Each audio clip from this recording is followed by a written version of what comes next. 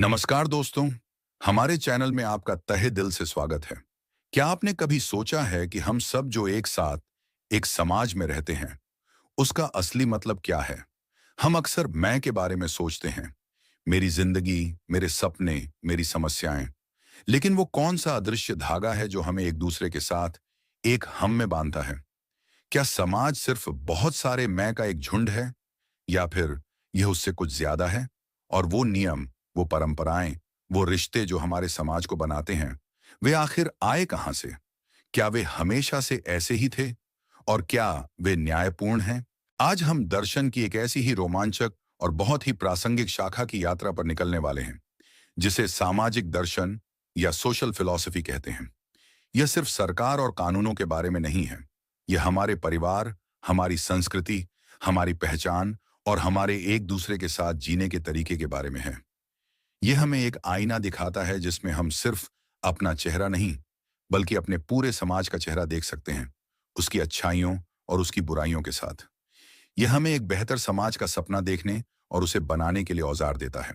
क्या आप तैयार हैं उस अदृश्य ताने बाने को समझने के लिए, जो हमें एक व्यक्ति से एक समाज बनाता है? तो चलिए इस रोमांचक सफर की शुरुआत करते हैं। चैप्टर नंबर 1, मैं या हम, व्यक्ति और समाज के बीच की महान बहस। हमारी इस सामाजिक दर्शन की यात्रा की शुरुआत होती है उस सबसे विशाल, उस सबसे पुराने और उस सबसे मौलिक सवाल से, जिसके चारों ओर यह पूरा का पूरा दर्शन घूमता है। और वो सवाल है, व्यक्ति और समाज के बीच का सही रिश्ता क्या है? यानी ज्यादा महत्वपूर्ण कौन है, मैं या हम? यह सुनने में एक बहुत ही सरल सवाल लगता है, लेकिन आपका इस सवाल पर जो भी जवाब होगा, वो यह तय कर देगा कि आप एक आदर्श समाज की कल्पना कैसे करते हैं। इस एक ही सवाल ने दार्शनिकों को हजारों सालों से दो मुख्य खेमों में बांट कर रखा है, व्यक्तिवाद और समुदायवाद। चलिए पहले व्यक्तिवाद के खेमे की बात करते हैं। यह विचार, जो खासकर पश्चिमी उदारवादी परंपरा का आधार है, कहता है कि व्यक्ति ही मौलिक, असली और सबसे महत्वपूर्ण इकाई है। समाज क्या है? समाज तो बस बहुत सारे अलग अलग व्यक्तियों का एक संग्रह मात्र है, जो अपने अपने स्वार्थों को, अपनी अपनी सुरक्षा और अपनी अपनी भलाई को पूरा करने के लिए एक साथ आए हैं। यह एक तरह का समझौता है। इस नजरिए से समाज का कोई अपना अलग से अस्तित्व या कोई अपना अलग से लक्ष्य नहीं है। समाज का एकमात्र और सच्चा उद्देश्य है अपने हर एक सदस्य के अधिकारों, उसकी स्वतंत्रता और उसकी स्वायत्तता की रक्षा करना। एक व्यक्तिवादी कहेगा कि हमें कभी भी किसी भी बड़े भले के नाम पर, चाहे वो समाज का भला हो, राष्ट्र का भला हो या धर्म का भला हो, एक व्यक्ति के मौलिक अधिकारों का हनन नहीं करना चाहिए। व्यक्ति साध्य है, समाज साधन है। यह एक बहुत ही शक्तिशाली और एक बहुत ही आकर्षक विचार है। इसने हमें लोकतंत्र, मानवाधिकार और व्यक्तिगत स्वतंत्रता जैसी महान अवधारणाएं दी हैं। यह हमें तानाशाही और बहुमत के अत्याचार से बचाता है। लेकिन अब कहानी के दूसरे और उतने ही शक्तिशाली पहलू पर आते हैं। समुदायवाद का खेमा कहता है कि व्यक्तिवादी पूरी तरह से गलत हैं। वे एक बहुत ही बुनियादी सच्चाई को नजरअंदाज कर रहे हैं। और वो सच्चाई यह है कि एक व्यक्ति किसी वैक्यूम में, किसी शून्य में पैदा नहीं होता। एक व्यक्ति हमेशा एक समाज के अंदर ही पैदा होता है और उसी के द्वारा आकार लेता है। समुदायवाद कहता है कि समाज सिर्फ व्यक्तियों का एक झुंड नहीं है। यह तो एक जीवित प्राणी की तरह है, जो अपने सदस्यों से कहीं ज्यादा विशाल और कहीं ज्यादा महत्वपूर्ण है। एक समुदायवादी कहेगा, आप अपनी भाषा कहां से लाते हैं? अपने समाज से। आपके मूल्य, आपकी नैतिकता, आपकी सही और गलत की समझ कहां से आती है? आपके समाज से।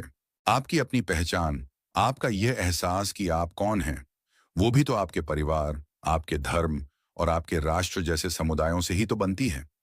हम एक मछली की तरह हैं जो पानी में रहती है। हम उस पानी को देख नहीं पाते, लेकिन हम उसी से बने हैं और उसी के बिना हम जिंदा नहीं रह सकते। इस नजरिए से व्यक्ति के अधिकार महत्वपूर्ण तो हैं, लेकिन वे हमेशा समुदाय की भलाई, उसकी परंपराओं और उसके साझा मूल्यों के संदर्भ में ही देखे जाने चाहिए।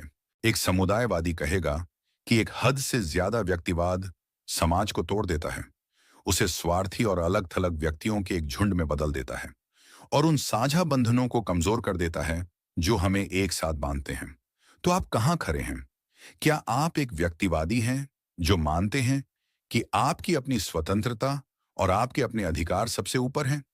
या आप एक समुदायवादी हैं जो मानते हैं कि हम सब एक विशाल हम का हिस्सा हैं और हमारी सबसे प्रमुख जिम्मेदारी उस हम के प्रति है? कमेंट्स में हमें जरूर बताएं कि आप इस बारे में क्या सोचते हैं।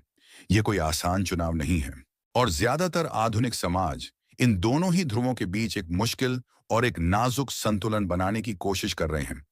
ये एक ऐसी बहस है जो कभी खत्म नहीं होती, लेकिन समाज को एक साथ बांधने वाला वो धागा आखिर है क्या? चैप्टर नंबर 2, वो अदृश्य गोंद। समाज को क्या चीज एक साथ जोड़े रखती है? अगर समाज सिर्फ व्यक्तियों का एक झुंड नहीं है, तो फिर वो कौन सी अदृश्य गोंद है जो हम सबको एक साथ एक समाज के रूप में चिपका कर रखती है? क्यों हम अजनबियों के साथ भी कुछ नियमों का पालन करते हुए शांति से रह पाते हैं? सामाजिक दार्शनिकों ने इस सवाल के भी कई अलग अलग और बहुत ही दिलचस्प जवाब दिए हैं। एक बहुत ही प्रभावशाली जवाब आता है सामाजिक अनुबंध के सिद्धांतकारों से, जैसे कि थॉमस होब्स, जॉन लोक और रूसो। जैसा कि हमने अपनी राजनीतिक दर्शन की ऑडियो बुक में विस्तार से देखा था, ये विचारक कहते हैं कि समाज एक तर्कसंगत समझौते का नतीजा है। हम सब अपनी सुरक्षा और अपनी भलाई के लिए अपनी कुछ प्राकृतिक आजादियों को छोड़ने के लिए सहमत हो जाते हैं और बदले में हम एक सरकार और एक समाज का निर्माण करते हैं जो हम सब के लिए नियम बनाता है और उन्हें लागू करता है।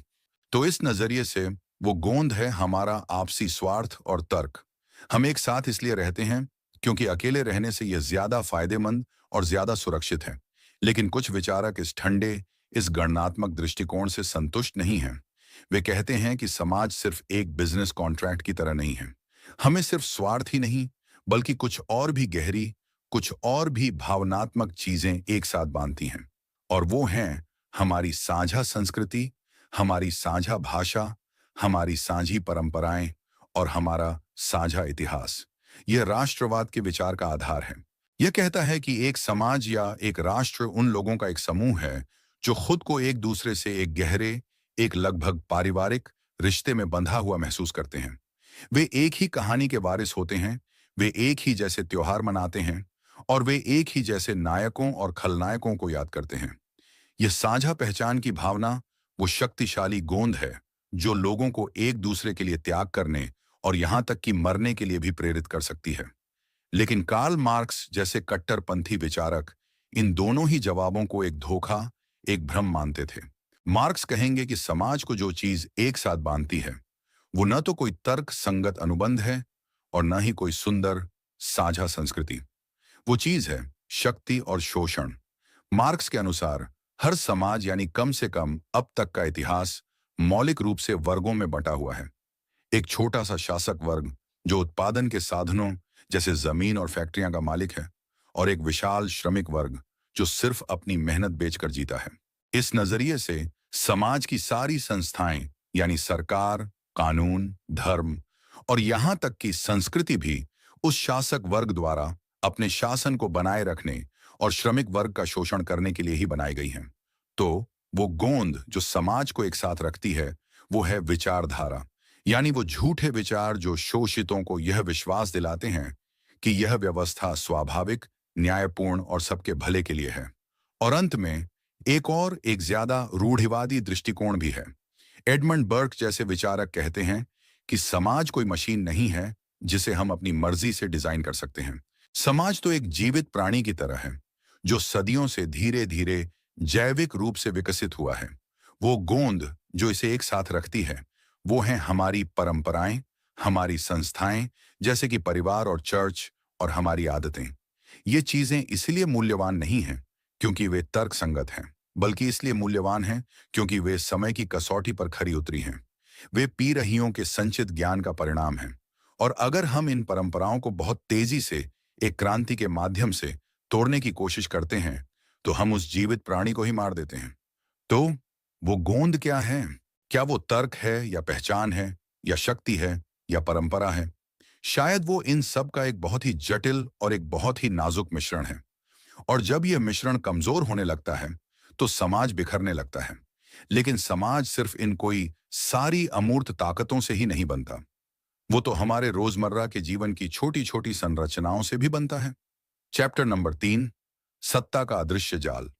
जब समाज ही जेल बन जाता है, जब हम सत्ता शब्द के बारे में सोचते हैं, तो हमारे दिमाग में अक्सर सरकार, पुलिस, सेना और राजाओं की तस्वीरें आती हैं। हम सत्ता को एक ऐसी चीज के रूप में देखते हैं जो ऊपर से नीचे हम पर लागू होती है।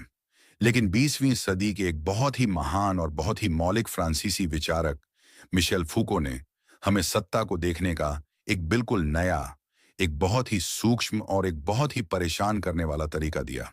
फूको ने कहा कि असली और सबसे खतरनाक सत्ता वो नहीं है जो हमें दिखती है, बल्कि वो है जो अदृश्य है, जो हमारे समाज के ताने बाने में ही बुनी हुई है।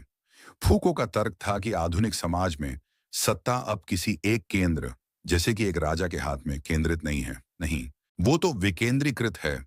वो हर जगह फैली हुई है, ठीक एक जाल की तरह।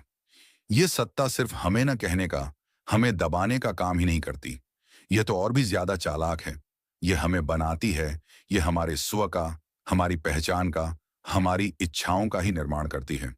यह एक उत्पादक सत्ता है। यह होता कैसे है? फूको कहते हैं कि यह होता है ज्ञान और अनुशासन की तकनीकों के माध्यम से। उन्होंने दिखाया कि कैसे 18वीं और 19वीं सदी में स्कूल, अस्पताल, जेल और फैक्ट्रियों जैसी नई संस्थाओं का उदय हुआ। ये संस्थाएं सिर्फ लोगों को शिक्षित करने या उनका इलाज करने का ही काम नहीं करती थीं। इनका एक ज्यादा गहरा और एक ज्यादा छिपा हुआ काम भी था, और वो था अनुशासित, आज्ञाकारी और उत्पादक नागरिक बनाना। सोचिए एक स्कूल के बारे में।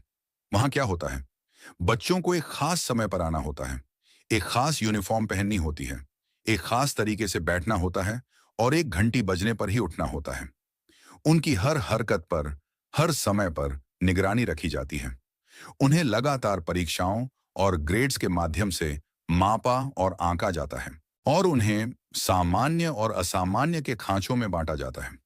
फूको कहते हैं कि यह सब सिर्फ शिक्षा नहीं है, यह तो शरीरों को अनुशासित करने की एक बहुत ही परिष्कृत तकनीक है। यह बच्चों को एक ऐसा आज्ञाकारी शरीर बनाना सिखाती है जो बाद में फैक्ट्री या ऑफिस के अनुशासित जीवन के लिए तैयार हो। इसी तरह फूको ने दिखाया कि कैसे पागलपन या अपराध जैसी अवधारणाएं हमेशा से मौजूद नहीं थीं। उन्हें एक खास ऐतिहासिक समय में मनोविज्ञान और समाजशास्त्र जैसे नए ज्ञान के रूपों द्वारा बनाया गया था, ताकि समाज उन लोगों को जो सामान्य के दायरे में फिट नहीं होते थे, उन्हें अलग कर सके, उनका अध्ययन कर सके और उन्हें नियंत्रित कर सके। ज्ञान यहाँ कोई निष्पक्ष, कोई निर्दोष चीज नहीं है। ये तो सत्ता का ही एक औजार है। फूको का यह विश्लेषण हमें एक बहुत ही बेचैन करने वाली दुनिया में ले जाता है, जिसे वे अनुशासनात्मक समाज कहते हैं। ये एक ऐसी जेल है जिसकी दीवारें हमें दिखाई नहीं देती, क्योंकि वे हमारे अपने ही दिमाग में, हमारी अपनी आदतों में और हमारे अपने सामान्य होने की इच्छा में ही बनी हुई हैं। हम सब अनजाने में एक दूसरे पर नजर रखने वाले, एक दूसरे को अनुशासित करने वाले जेलर बन जाते हैं। यह हमें क्या सिखाता है? यह हमें उन अदृश्य शक्तियों के प्रति जागरूक होना सिखाता है जो हमारे जीवन को आकार दे रही हैं। यह हमें उन सामान्य की अवधारणाओं पर सवाल उठाने के लिए कहता है जिन्हें हम मानकर चलते हैं। एक अच्छा छात्र होने का क्या मतलब है? एक सामान्य इंसान होने का क्या मतलब है? ये परिभाषाएं किसने बनाई और ये किसके हितों की सेवा करती हैं? फूको हमें कोई आसान जवाब या कोई आजादी का रास्ता नहीं दिखाते। वे तो बस हमें उस जाल की, उस जेल की जटिलता और उसकी सर्वव्यापकता को ही दिखाते हैं। लेकिन जैसा कि सुकरात ने कहा था, एक परीक्षित जीवन ही जीने लायक है, और फूको हमें हमारे अपने समाज का और हमारी अपनी पहचान का एक बहुत ही कठोर लेकिन एक बहुत ही जरूरी परीक्षण करने के लिए मजबूर करते हैं। चैप्टर नंबर 4, जब पहचान एक सवाल बन जाती है। सामाजिक निर्माण और पहचान की राजनीति। मैं कौन हूं? यह सवाल सिर्फ एक व्यक्तिगत, एक मनोवैज्ञानिक सवाल नहीं है। यह एक बहुत ही गहरा सामाजिक सवाल भी है। हमारी पहचान, हमारा यह एहसास कि हम कौन हैं, वो सिर्फ हमारे अंदर से ही नहीं आती। वो तो उस समाज द्वारा भी बहुत हद तक बनाई जाती है जिसमें हम रहते हैं।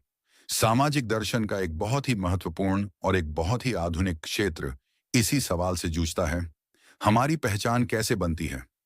और इसका एक बहुत ही शक्तिशाली जवाब है सामाजिक निर्माण का सिद्धांत। यह सिद्धांत क्या कहता है? यह कहता है कि हमारी पहचान के कई बहुत ही महत्वपूर्ण हिस्से, जिन्हें हम अक्सर प्राकृतिक या जन्मजात मान लेते हैं, वे असल में प्राकृतिक नहीं हैं। वे तो समाज द्वारा बनाए गए हैं। समाज कुछ श्रेणियों का निर्माण करता है और फिर उन श्रेणियों के साथ कुछ खास अर्थ, कुछ खास मूल्य और कुछ खास अपेक्षाएं जोड़ देता है। और हम बचपन से ही उन श्रेणियों के अनुसार खुद को देखना और समझना सीख जाते हैं। इसका सबसे शक्तिशाली और सबसे प्रसिद्ध उदाहरण है लिंग। जैसा कि महान नारीवादी दार्शनिक सिमोन द बोवार ने कहा था, कोई औरत पैदा नहीं होती, बल्कि वो औरत बनती है। उनका मतलब था कि एक बच्ची का युवती के रूप में और एक बच्चे का युवक के रूप में जो सामाजिककरण होता है, वो एक प्राकृतिक प्रक्रिया नहीं है। यह एक सामाजिक प्रक्रिया है। हम युवतियों को गुड़ियों से खेलना, विनम्र होना और सुंदर दिखना सिखाते हैं। हम युवकों को कारों से खेलना, मजबूत होना और अपनी भावनाओं को न दिखाना सिखाते हैं। ये स्त्रीत्व और पुरुषत्व के गुण जीव विज्ञान द्वारा तय नहीं होते, ये तो हमारी संस्कृति द्वारा तय होते हैं। ये एक सामाजिक स्क्रिप्ट है जिसे हम सब अनजाने में ही निभा रहे होते हैं। इसी तरह नस्ल को भी एक सामाजिक निर्माण के रूप में देखा जा सकता है। जीव विज्ञान के स्तर पर इंसानों के बीच कोई स्पष्ट, कोई निश्चित नस्लीय विभाजन नहीं है। हम सब एक ही प्रजाति हैं, लेकिन समाज ने गोरे, काले, एशियाई जैसी श्रेणियां बनाई हैं और इन श्रेणियों के साथ बहुत ही शक्तिशाली और अक्सर बहुत ही हानिकारक अर्थ और पूर्वाग्रह जोड़ दिए हैं। यह समझना कि हमारी पहचान के ये हिस्से सामाजिक रूप से बनाए गए हैं, ये एक बहुत ही मुक्तिदायक विचार हो सकता है। क्यों? क्योंकि अगर इन श्रेणियों को समाज ने बनाया है, तो इसका मतलब है कि इन्हें बदला भी जा सकता है, इन्हें फिर से बनाया भी जा सकता है। हम उन स्क्रिप्ट्स को, उन भूमिकाओं को जो समाज हम पर थोपता है, उन्हें स्वीकार करने से इनकार कर सकते हैं। हम अपनी पहचान को अपनी शर्तों पर परिभाषित कर सकते हैं और यहीं से पहचान की राजनीति का जन्म होता है। ये उन सामाजिक आंदोलनों का नाम है जो उन समूहों द्वारा चलाए जाते हैं जिनकी पहचान को समाज ने ऐतिहासिक रूप से हाशिए पर रखा है या उत्पीड़ित किया है, जैसे कि महिलाएं, अश्वेत लोग या समुदाय। ये आंदोलन दो मुख्य काम करते हैं। पहला, वे उस समूह के अंदर एक सकारात्मक और गौरवपूर्ण पहचान बनाने की कोशिश करते हैं ताकि वे समाज द्वारा दी गई नकारात्मक छवि से बाहर निकल सकें, जैसे ब्लैक इज ब्यूटीफुल का नारा। और दूसरा, वे समाज से पहचान और न्याय की मांग करते हैं। वे चाहते हैं कि समाज उनकी अनूठी पहचान और उनके अनूठे अनुभवों को स्वीकार करे और उनका सम्मान करे और उस ऐतिहासिक अन्याय को दूर करे जो उन्होंने अपनी उस पहचान के कारण झेला है। पहचान की राजनीति आज की दुनिया का एक बहुत ही महत्वपूर्ण और एक बहुत ही शक्तिशाली, लेकिन एक बहुत ही विवादास्पद हिस्सा है। इसके समर्थक कहते हैं कि यह उन लोगों को आवाज देने का एक जरूरी तरीका है जिनकी आवाज को सदियों से दबाया गया है। लेकिन इसके आलोचक कहते हैं कि यह कभी-कभी समाज को और भी ज्यादा विभाजित कर सकता है। यह हमें हमारी साझा मानवता पर ध्यान केंद्रित करने की बजाय हमारी अलग-अलग पहचानों पर ज्यादा ध्यान केंद्रित करने के लिए प्रेरित कर सकता है, जिससे हम बनाम वे की भावना और भी ज्यादा हो सकती है। यह हमें एक बहुत ही मुश्किल सवाल पर लाता है। हमें अपनी अनूठी समूह आधारित पहचानों को कितना महत्व देना चाहिए और हमें अपनी उस साझा, उस सार्वभौमिक मानवीय पहचान को कितना महत्व देना चाहिए। इन दोनों के बीच सही संतुलन क्या है, यह आज के सामाजिक दर्शन के सबसे प्रमुख और सबसे जरूरी सवालों में से एक है। चैप्टर नंबर 5, केक का टुकड़ा कैसे बंटे, सामाजिक न्याय की पहेली। अब हम सामाजिक दर्शन के उस हिस्से पर आते हैं जो शायद सबसे ज्यादा व्यावहारिक और सबसे ज्यादा राजनीतिक रूप से चार्ज किया हुआ है, और वो है सामाजिक न्याय का सवाल। यह सवाल इस बारे में है कि एक समाज को अपने संसाधनों, अपने अवसरों और अपने सम्मान का अपने सदस्यों के बीच उचित रूप से बंटवारा कैसे करना चाहिए। ये एक बहुत ही विशाल और एक बहुत ही जटिल सवाल है। केक का हर टुकड़ा बराबर होना चाहिए, या जिसे ज्यादा भूख हो उसे विशाल टुकड़ा मिलना चाहिए, या जिसने केक बनाने में सबसे ज्यादा मेहनत की हो उसे विशाल टुकड़ा मिलना चाहिए। उचित का असली मतलब क्या है, इस पर दार्शनिक सदियों से बहस करते आए हैं। जैसा कि हमने अपनी राजनीतिक दर्शन की ऑडियो बुक में देखा था, इस सवाल के कई अलग अलग जवाब हैं। एक स्वतंत्रतावादी दृष्टिकोण कहता है कि एक न्यायपूर्ण समाज वो है जो हर व्यक्ति की स्वतंत्रता और उसकी संपत्ति के अधिकार का सम्मान करता है। इस नजरिए से धन दौलत का जो भी बंटवारा लोगों के स्वतंत्र चुनावों और उनके आपसी समझौतों से होता है, वो न्यायपूर्ण है, चाहे उसका नतीजा कितना भी असमान क्यों ना हो। सरकार का काम सिर्फ यह सुनिश्चित करना है कि कोई किसी से चोरी या धोखा ना करे।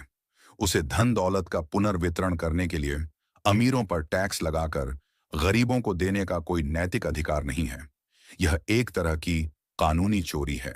इसके ठीक विपरीत एक समाजवादी या मार्क्सवादी दृष्टिकोण कहता है कि यह स्वतंत्रता का विचार ही एक धोखा है, जब तक कि समाज में आर्थिक समानता न हो।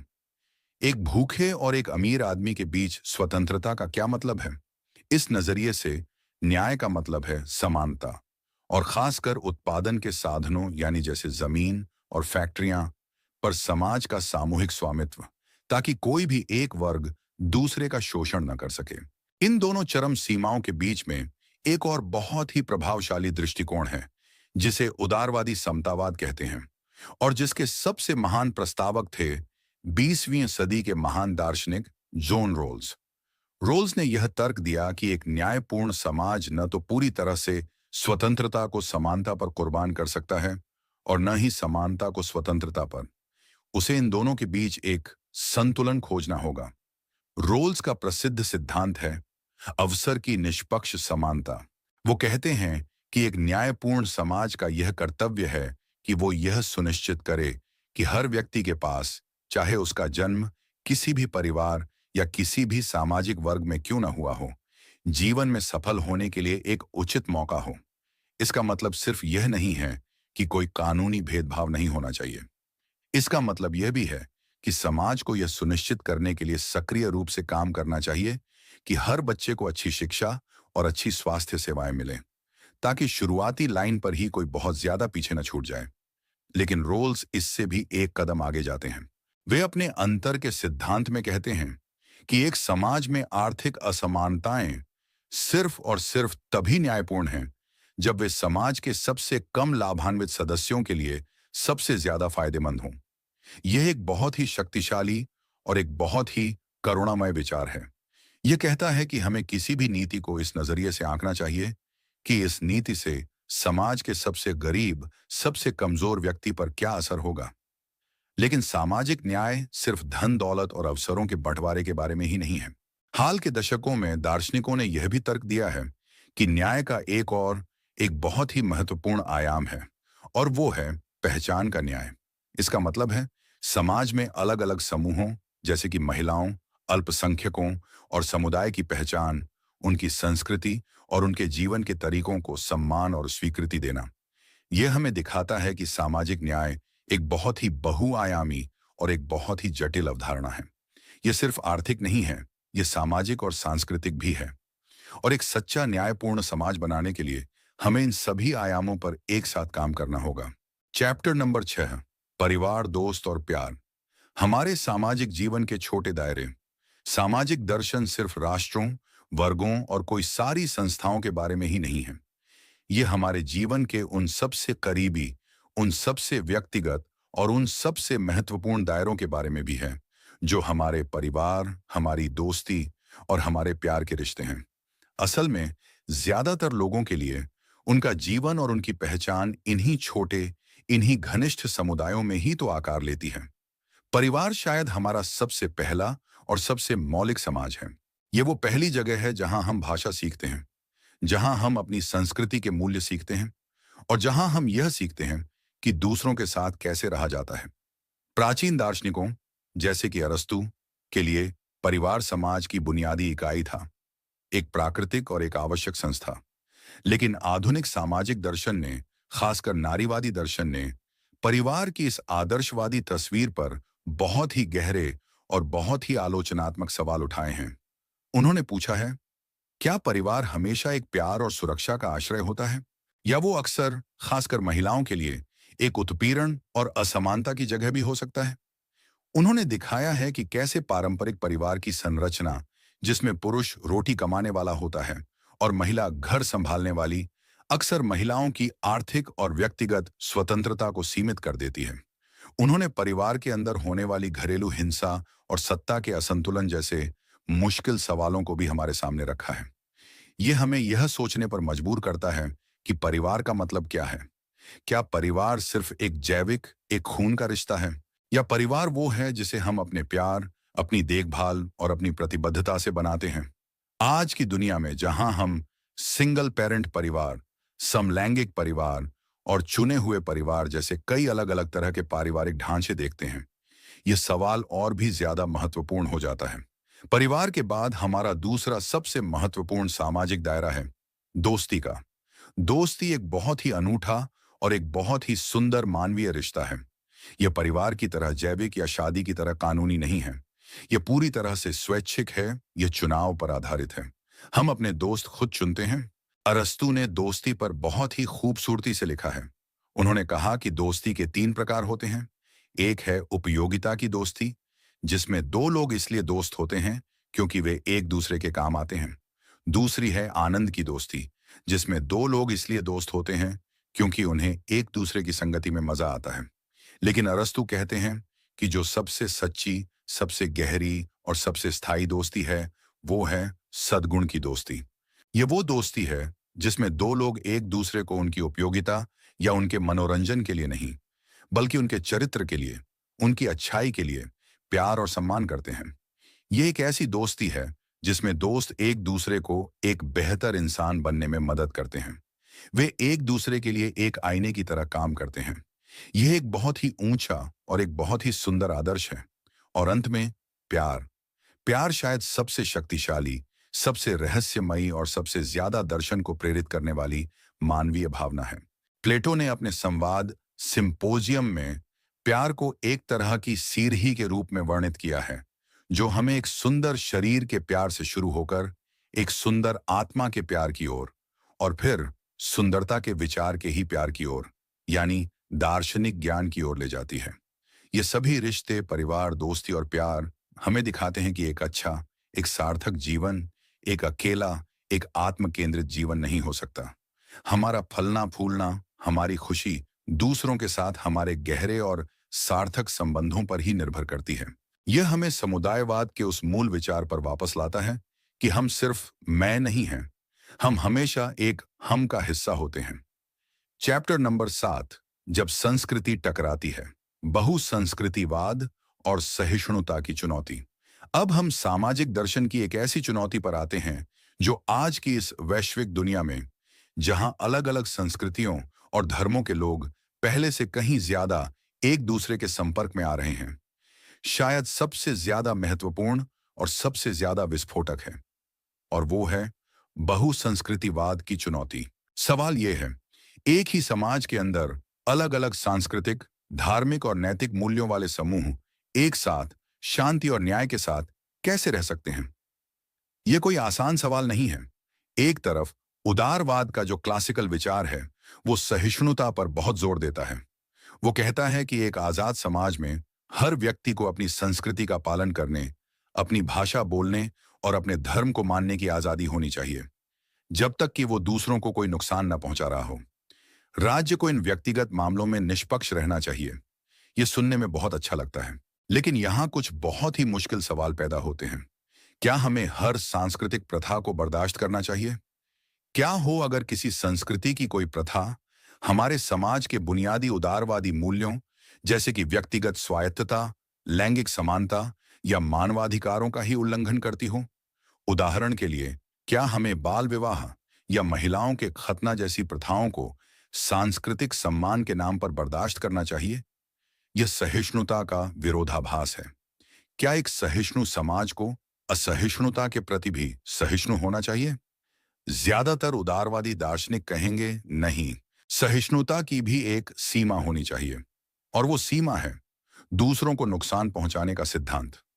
लेकिन यह बहस और भी ज्यादा गहरी हो जाती है। कुछ बहुसंस्कृतिवादी विचारक कहते हैं कि सिर्फ निष्क्रिय सहिष्णुता ही काफी नहीं है। राज्य को सिर्फ अलग अलग संस्कृतियों को बर्दाश्त ही नहीं करना चाहिए, बल्कि उसे उन्हें सक्रिय रूप से पहचान और समर्थन भी देना चाहिए, ताकि वे जीवित रह सकें और फल फूल सकें। वे तर्क देते हैं कि एक व्यक्ति की गरिमा और उसका आत्मसम्मान उसकी अपनी सांस्कृतिक पहचान से बहुत गहराई से जुड़ा होता है, और जब समाज उस संस्कृति को नजरअंदाज करता है या उसे नीचा दिखाता है, तो वो उस व्यक्ति का भी अपमान कर रहा होता है। इस नजरिए से राज्य को अल्पसंख्यक समूहों को अपनी भाषा में शिक्षा देने के लिए, अपने सांस्कृतिक त्योहारों को मनाने के लिए और यहाँ तक कि अपने कुछ कानूनों को अपने सांस्कृतिक नियमों के अनुसार ढालने के लिए भी कुछ समूह अधिकार देने चाहिए। लेकिन इस विचार के आलोचक कहते हैं कि यह एक बहुत ही खतरनाक रास्ता है। यह समाज को एक एकीकृत राष्ट्र के रूप में देखने की बजाय उसे अलग अलग अपनी अपनी दुनिया में रहने वाले सांस्कृतिक घेरावों में बांट सकता है। यह हम बनाम वे की भावना को और भी ज्यादा बढ़ा सकता है। वे यह भी पूछते हैं कि हम संस्कृति को कैसे परिभाषित करें। क्या एक संस्कृति कोई स्थिर, कोई अखंड चीज होती है, या वो भी अंदर से विविध होती है और उसमें भी सत्ता और उत्पीड़न के अपने संघर्ष होते हैं? क्या समूह अधिकारों के नाम पर हम अक्सर उस समूह के अंदर के ही कमजोर सदस्यों, जैसे कि महिलाओं या असंतुष्टों के अधिकारों का हनन करने का जोखिम नहीं उठाते? यह एक बहुत ही नाजुक और एक बहुत ही मुश्किल संतुलन बनाने का काम है। हमें एक तरफ तो विविधता का सम्मान और जश्न मनाना है और दूसरी तरफ हमें उन सार्वभौमिक मानवाधिकारों और उन साझा नागरिक मूल्यों को भी बनाए रखना है जो एक शांतिपूर्ण और एक न्यायपूर्ण समाज की नींव है। इस संतुलन को कैसे खोजा जाए, ये आज की दुनिया के हर बहुसांस्कृतिक समाज के लिए सबसे महत्वपूर्ण चुनौतियों में से एक है। चैप्टर नंबर 8, स्क्रीन में कैद समाज, सोशल मीडिया और हमारी नई सामाजिकता। अब हम अपनी इस यात्रा में एक ऐसे क्षेत्र में प्रवेश करते हैं जिसकी कल्पना शायद प्लेटो, मार्क्स या फूको ने भी नहीं की होगी, और वो है डिजिटल दुनिया, यानी इंटरनेट और सोशल मीडिया का हमारा नया समाज। पिछले सिर्फ कुछ ही दशकों में इस तकनीक ने हमारे एक दूसरे के साथ जुड़ने, संवाद करने और यहाँ तक कि अपनी पहचान बनाने के तरीके को भी पूरी तरह से बदल दिया है।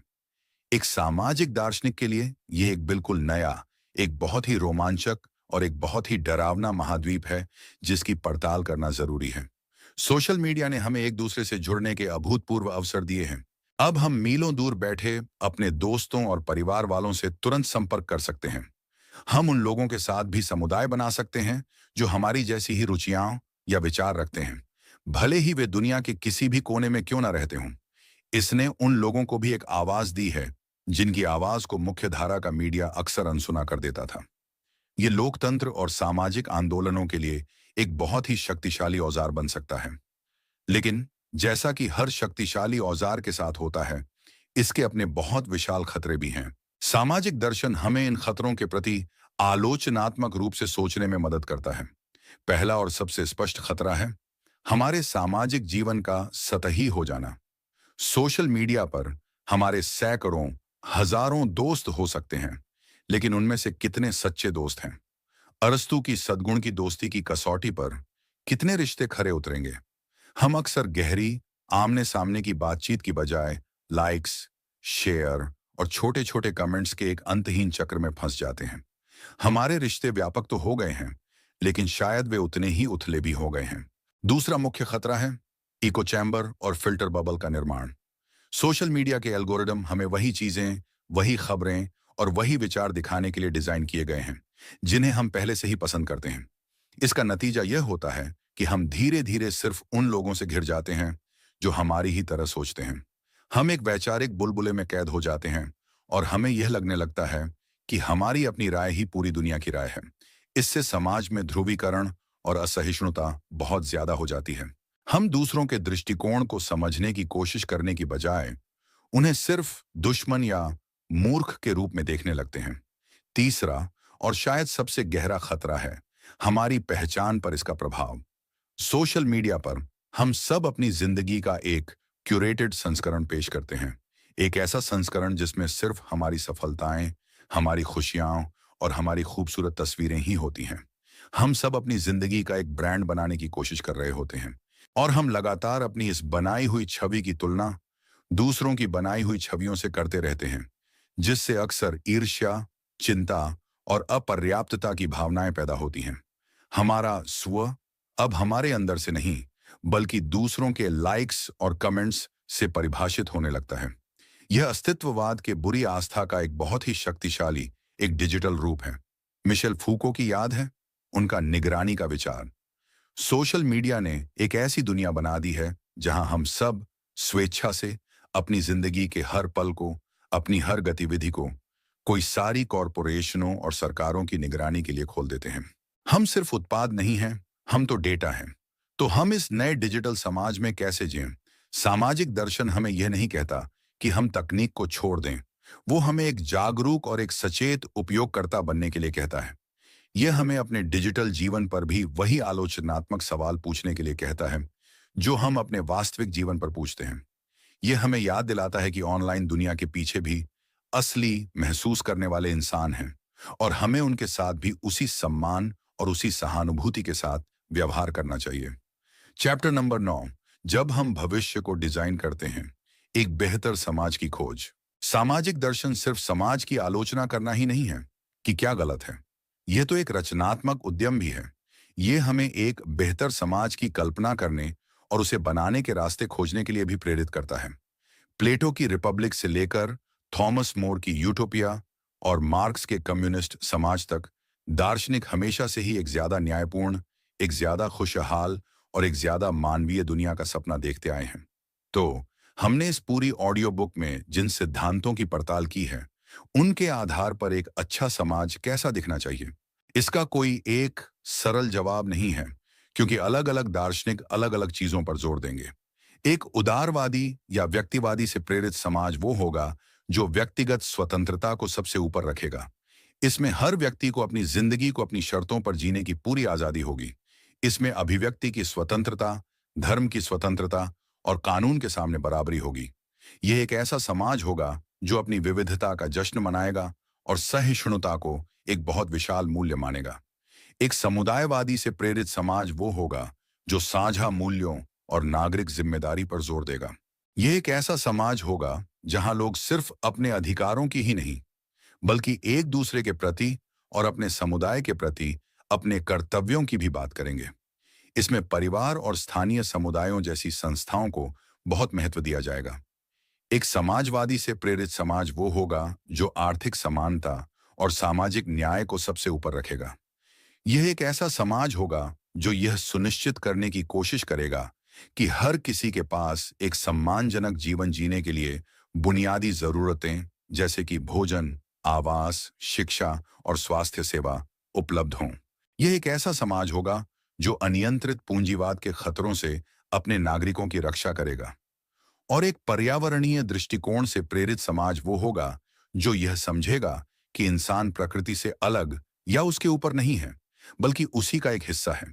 यह एक ऐसा समाज होगा जो सिर्फ इंसानों की ही नहीं, बल्कि इस पूरे ग्रह और इस पर रहने वाले सभी जीवों की भलाई के बारे में सोचेगा। यह एक टिकाऊ समाज होगा। शायद एक सच्चा अच्छा समाज इन सभी दृष्टियों का एक संतुलन ही होगा। एक ऐसा समाज जो व्यक्तिगत स्वतंत्रता का भी सम्मान करे और सामाजिक जिम्मेदारी को भी बढ़ावा दे। एक ऐसा समाज जो आर्थिक अवसर भी प्रदान करे और सामाजिक सुरक्षा का एक जाल भी बनाए रखे। एक ऐसा समाज जो अपनी विविधता का भी जश्न मनाए और अपनी साझा मानवता को भी न भूले। ये एक बहुत ही ऊंचा और एक बहुत ही मुश्किल आदर्श है और हम शायद इस तक कभी भी पूरी तरह से नहीं पहुंच पाएंगे। लेकिन सामाजिक दर्शन हमें सिखाता है कि महत्वपूर्ण मंजिल नहीं, बल्कि उस मंजिल की ओर चलते रहना है। यह एक सतत, एक कभी न खत्म होने वाली परियोजना है, एक बेहतर दुनिया बनाने की। और इस परियोजना में हम में से हर एक की एक भूमिका है। हम सिर्फ दर्शक नहीं हैं, हम भागीदार हैं। हम अपने वोटों से, अपनी आवाज से, अपने कामों से और यहां तक कि अपनी रोजमर्रा की बातचीत से भी हर दिन यह तय कर रहे होते हैं कि हम किस तरह के समाज में रहना चाहते हैं। सामाजिक दर्शन हमें सिर्फ एक बेहतर विश्लेषक ही नहीं बनाता, वो हमें एक बेहतर, एक ज्यादा जागरूक और एक ज्यादा जिम्मेदार नागरिक भी बनाता है। चैप्टर नंबर 10, आपकी अपनी सामाजिक कहानी, एक बेहतर हम की ओर। हम सामाजिक दर्शन की इस विस्तृत और विचारोत्तेजक यात्रा के अंत पर हैं। हमने उस मुख्य सवाल से शुरुआत की थी कि मैं और हम के बीच क्या रिश्ता है, और हमने न्याय, पहचान, शक्ति और संस्कृति जैसे कई जटिल रास्तों की सैर की। तो अंत में यह सब हमारी अपनी व्यक्तिगत जिंदगी के लिए क्या मायने रखता है? हम इस दर्शन को अपनी रोजमर्रा की जिंदगी में कैसे जी सकते हैं? शायद सबसे महत्वपूर्ण सबक जो सामाजिक दर्शन हमें सिखाता है वो है जागरूकता। ये हमें उन अदृश्य सामाजिक ताकतों, उन संरचनाओं और उन विचारधाराओं के प्रति जागरूक होना सिखाता है जो हमारी सोच, हमारी इच्छाओं और हमारी पहचान को अक्सर बिना हमारे जाने ही आकार दे रही हैं। यह हमें उस मछली की तरह बनने से रोकता है जिसे यह पता ही नहीं है कि वो पानी में है। जब आप यह समझने लगते हैं कि आपके कुछ विश्वास और आपकी कुछ आदतें सिर्फ आपकी नहीं हैं, बल्कि वे आपके समाज की देन हैं, तो आप उनसे एक कदम पीछे हटकर उन पर सवाल उठाने की और अगर जरूरी हो तो उन्हें बदलने की स्वतंत्रता हासिल कर लेते हैं। दूसरा सबक है सहानुभूति का। सामाजिक दर्शन हमें लगातार खुद को दूसरे के स्थान पर रखने के लिए मजबूर करता है। यह हमें यह समझने में मदद करता है कि जो लोग हमसे अलग हैं, चाहे वो किसी और वर्ग, किसी और जाति, किसी और लिंग या किसी और संस्कृति के हों, उनकी दुनिया कैसी दिखती है, उनके अनुभव क्या हैं। यह हमें हमारी अपनी छोटी सी आत्म केंद्रित दुनिया से बाहर निकालता है और हमें एक ज्यादा करुणामय और एक ज्यादा समझदार इंसान बनाता है। यह हम बनाम वे की उस खतरनाक दीवार को तोड़ने में मदद करता है। तीसरा सबक है आलोचनात्मक सोच का। सामाजिक दर्शन हमें किसी भी चीज को, चाहे वो कोई परंपरा हो, कोई संस्था हो या कोई राजनीतिक नारा हो, उसे फॉर ग्रांटेड लेने से रोकता है। यह हमें हमेशा पूछना सिखाता है, यह व्यवस्था किसके हितों की सेवा करती है, कौन इससे फायदे में है और कौन नुकसान में, क्या यह उचित है। यह हमें एक ज्यादा चतुर और एक कम भोला भाला नागरिक बनाता है जिसे कोई भी आसानी से बहका नहीं सकता। अंत में सामाजिक दर्शन हमें आशा और एजेंसी का एक शक्तिशाली संदेश देता है। हाँ, यह सच है कि हम बहुत कोई सारी सामाजिक ताकतों से घिरे हुए हैं, लेकिन हम उनके बेबस शिकार नहीं हैं। हम सिर्फ समाज द्वारा बनाए ही नहीं जाते, हम भी समाज को बनाते हैं। हमारे हर एक छोटे छोटे कर्म का, हर एक बातचीत का एक सामाजिक प्रभाव होता है। जब आप किसी नस्लवादी मजाक पर हंसने से इनकार कर देते हैं, तो आप एक छोटा सा लेकिन महत्वपूर्ण सामाजिक कार्य कर रहे होते हैं। जब आप किसी की जरूरत में उसकी मदद करते हैं, तो आप एक ज्यादा करुणामय समाज का निर्माण कर रहे होते हैं। सामाजिक दर्शन हमें याद दिलाता है कि एक बेहतर दुनिया का सपना देखना सिर्फ दार्शनिकों का काम नहीं है। यह हम सबका काम है और यह हम सबकी जिम्मेदारी है। यह हमें उस बेहतर हम की खोज में एक सक्रिय, एक जागरूक और एक प्रतिबद्ध भागीदार बनने के लिए आमंत्रित करता है। और इसी के साथ दोस्तों, हम आज इस अद्भुत यात्रा के अंत पर पहुंचते हैं। इस प्रेरणादायक विषय के आधार पर हमने साथ मिलकर यह जाना कि हम सिर्फ अलग अलग व्यक्ति ही नहीं हैं, बल्कि हम एक विशाल सामाजिक ताने बाने का हिस्सा हैं। और कैसे इस ताने बाने को समझकर हम एक ज्यादा न्यायपूर्ण और एक ज्यादा करुणामय दुनिया बना सकते हैं। मुझे उम्मीद है कि इस ऑडियो बुक के जरिए हमने जो कुछ भी सीखा है वह सिर्फ सुनने तक ही सीमित नहीं रहेगा, बल्कि आपके जीवन का मार्गदर्शन भी करेगा।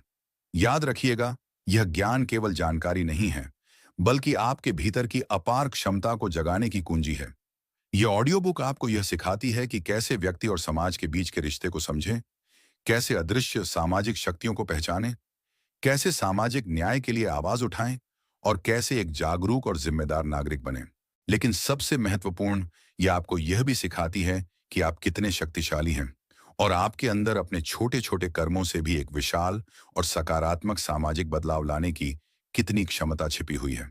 अब जब आप इस ऑडियो बुक को सुनना समाप्त कर रहे हैं, तो मैं आपसे एक अनुरोध करना चाहता हूं। इन सिद्धांतों को याद रखें, इन पर विचार करें और इन्हें अपने दैनिक जीवन में लागू करने का प्रयास करें। और हमेशा याद रखें, आपके भीतर असीम शक्ति है और आप जो भी चाहें पा सकते हैं।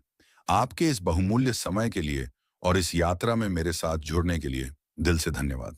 मैं उम्मीद करता हूं कि आपको यह ऑडियो बुक पसंद आई होगी और इसने आपको अपने मन की शक्ति और नियंत्रण के बारे में कुछ नया सीखने को मिला होगा। अगर आपको यह ऑडियो बुक पसंद आई तो इसे लाइक करें, अपने दोस्तों और परिवार के साथ साझा करना न भूलें ताकि वे भी इस ज्ञान का लाभ उठा सकें। और हाँ, हमारे चैनल को सब्सक्राइब करना बिल्कुल ना भूलें ताकि आपको ऐसी ही और प्रेरणादायक और ज्ञानवर्धक ऑडियो बुक्स मिलती रहें। और हाँ, अपनी प्रतिक्रिया हमें कमेंट में जरूर बताएं। आपके विचार और सुझाव हमारे लिए बहुत ही ज्यादा महत्वपूर्ण हैं और हमें भविष्य में और भी बेहतर ऑडियो बुक्स बनाने में मदद करेंगे। तो कृपया कमेंट सेक्शन में अपनी राय जरूर दें। हम जल्द ही एक और नई ऑडियो बुक के साथ वापस आएंगे। तब तक के लिए अपना ख्याल रखिए। सीखते रहिए और हमेशा अपने लक्ष्यों की ओर आगे बढ़ते रहिए। याद रखें, आपके सपने सच हो सकते हैं।